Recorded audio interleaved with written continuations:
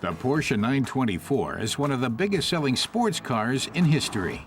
Its origins go back to the early 1970s, when Volkswagen asked the company's engineers to develop a successor to the 914, a car they jointly developed. Car tester Christoph Bauer says the 924 was originally intended as Volkswagen's flagship sports coupe. There was even some talk about it being sold as an Audi. So the Porsche engineers borrowed from the Volkswagen Group's entire range of models. Many of the small parts, like the interior knobs and switches, the wheel suspension, and brake components come from the Beetle, Golf, and others. The 2-liter 4-cylinder engine powered the Audi 100 and the Volkswagen LT van. But in 1974, the new VW boss, Tony Schmucker, bailed out.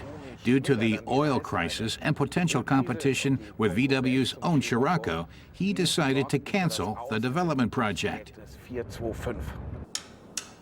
But Porsche didn't give up. Instead, they brought the 924 to market themselves. The new 924 was a ready-made people's Porsche, exactly what the marketing team was looking for to appeal to a broader market than the 911. But the 924 was a world apart from the agile 911.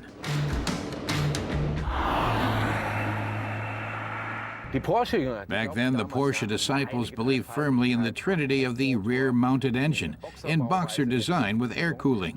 The 924 had none of that. Plus, the ignition was to the right of the steering wheel, which was definitely not on. But at least the seats and the instruments came from the good old 911, which cost 32,000 marks back then. The 924 started at 23,000 marks, which brought in many new customers, of course, and it became a huge seller. But decades later, traditionalists still disparage the 924 as a housewife's Porsche. Die eingefleischten Fans noch Jahrzehnte später meckerten, dass der 924er doch ein Hausfrauen-Porsche sei.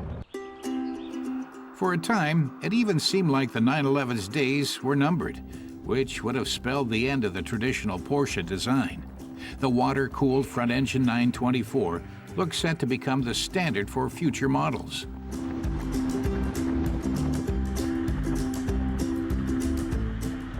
The first Porsche with a front engine needed a bit of tweaking to meet the brand's reputation for sportiness, Christoph explains.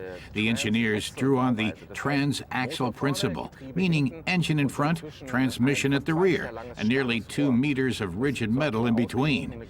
That helped distribute weight evenly and ensure neutral handling qualities. So it was a fast and confident ride, but not particularly spectacular.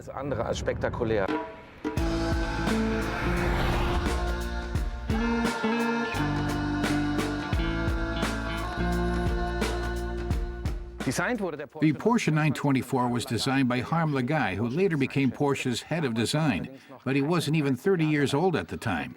His design featured a completely plain chassis with many flat surfaces, pop-up headlights, and a pointed snout. The sleek design made it a world leader in terms of aerodynamics. Its drag coefficient was a 0.36.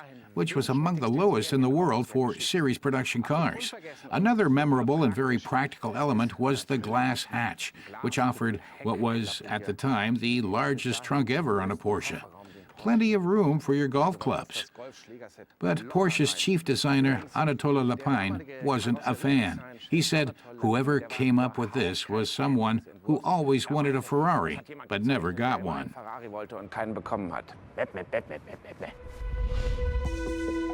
Today, the understated 924 is seen as a timeless icon of design. It echoed the wedge shape that was extremely popular at the time, but with rounded edges and corners.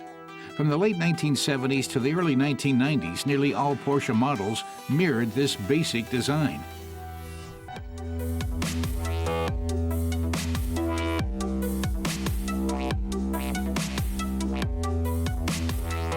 The rear seat of the 2+2 didn't offer much room, though. In exchange, the 360-liter trunk capacity was a standout in the sports car category. Was the Porsche 924 a true sports car? Well, a look under the hood tells a different story. This water-cooled four-cylinder here, you'll also find it in the Audi 100 and the Volkswagen LT, a light panel van. But here in Porsche, the K-Jetronic fuel injection system amps up the sportiness to give you 125 horsepower.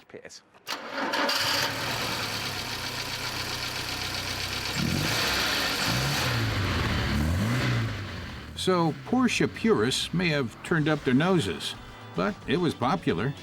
The original model with a 2-liter naturally aspirated engine had sales figures topping 120,000.